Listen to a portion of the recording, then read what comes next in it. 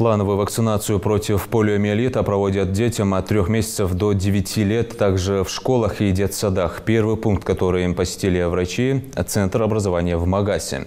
Туровая иммунизация проходит в 2 этапа с интервалом в 4 недели в дополнение к плановой иммунизации.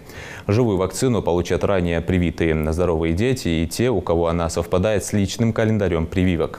Инактивированные будут привиты те, кто ранее не получал вакцину совсем.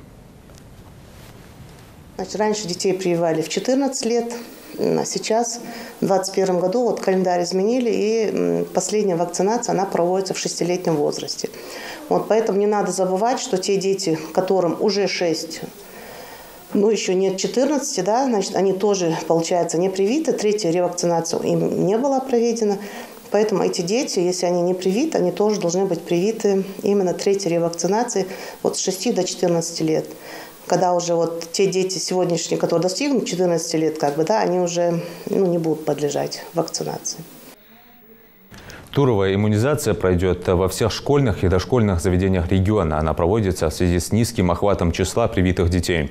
Для проведения вакцинации требуется согласие родителей ребенка. Второй тур стартует в апреле.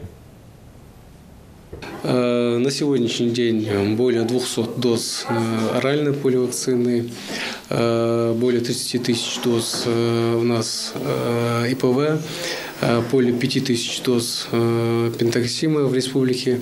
И нужно сказать, что на сегодняшний день в республике работает более 260 бригад прививочных и более 240 прививочных пунктов.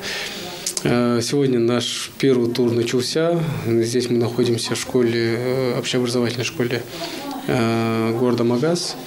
Здесь, как мы видим, уже на сегодняшний день завершается прививочная кампания, и она завтра будет уже продолжена.